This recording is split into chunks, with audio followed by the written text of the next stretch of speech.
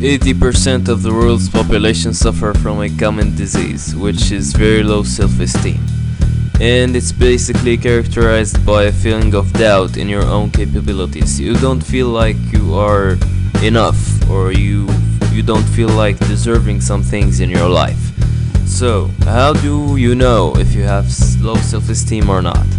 Well, it's very easy. The symptoms, let's say the first symptom is constantly over-analyzing before speaking. Well, just watch your behaviors carefully around people, especially if you notice these symptoms, then you probably have low self-esteem. You constantly over-analyze, which leads to a state of paranoia. The second symptom could be you can tell the size of a man by the size of his problems. If you are constantly nagging about petty little problems and you are hyper reactive to people speaking ill of you, then you probably have very low self-esteem.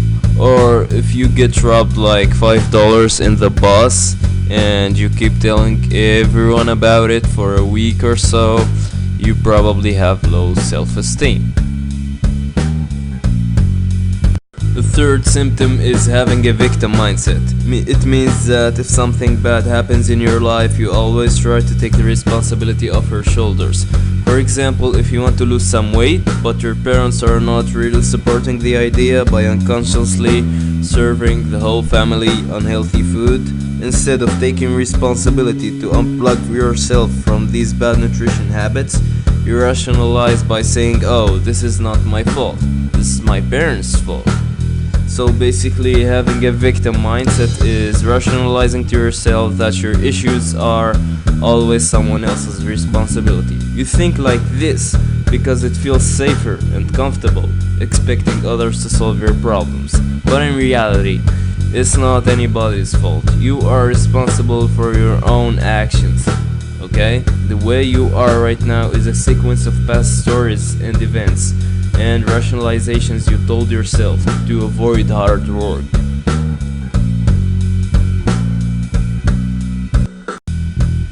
Let's look at the solutions for low self-esteem. The first thing you need to work on is work on asserting yourself. Just take a 30-day challenge where you commit to yourself 100% to develop the skill of saying whatever you want to say in every social interaction. Just fully put yourself out there. I know you're gonna say it's really hard just to start doing this because your fear of criticism is going to block you from expressing yourself. Also, your emotions are going to hold you. So, if every time you want to change and you want to go out of your comfort zone, your emotions are always holding you back, the main thing you need to work on right now is to learn how to go against your emotions. I'm gonna give you a practical tool for this that you can use every day, anytime, to build some confidence, which is cold showers. Oh, you might be thinking, oh man, this is crazy, I can't do this, I will catch a cold from this and die. No, you won't catch a cold from getting into cold shower, but be sure to ask a doctor before you do this, okay? So why cold showers? The fear of criticism you experience before you talk to someone is very similar to the fear you experienced before and after stepping into the cold water. The moment when you feel like you've built some courage to step into a cold shower is the moment when your fear of criticism diminishes tremendously. The second solution for low self-esteem is to start filtering yourself. That little voice inside your head that never shuts down. Give it some space. Just try this exercise with a friend. It's really fun. You will experience a relief. This exercise will shift your focus to the natural flow of the conversation itself. Dropping your filters also requires you to cultivate the ability to listen to others carefully. Because if you listen, let their words flow through your ears into your mind. Your mind has a lot to work with and it won't be able to process lots of information at the same time. This way, words will flow out of you naturally when you listen, and they will flow the moment the other person stops speaking. Here's an example of me saying whatever's on my mind. garbage, fighting in a trash can, full of zombies, extinction of the moon over the sun, killing rats, Russians, Germans, Africa. Just say whatever. Dropping your filters also requires you to cultivate the ability to listen carefully to others, because if you let their words flow through your ears into your mind has already a lot to work with, and it won't be able to process that much of information instantaneously. This way, words will flow out of you naturally the moment that the other person stops speaking.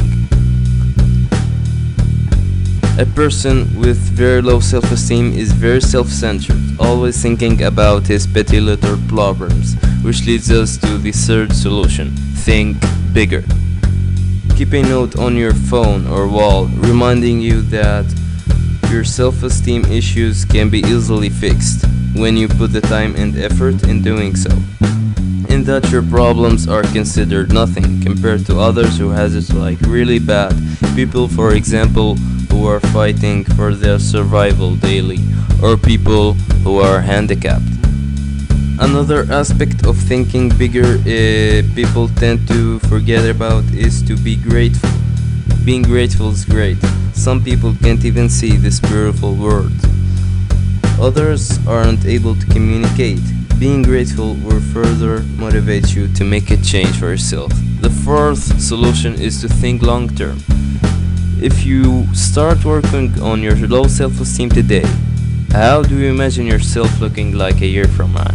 Do you see the same person with the same self-centered problems, always nagging, or do you already see like a person with a bigger future?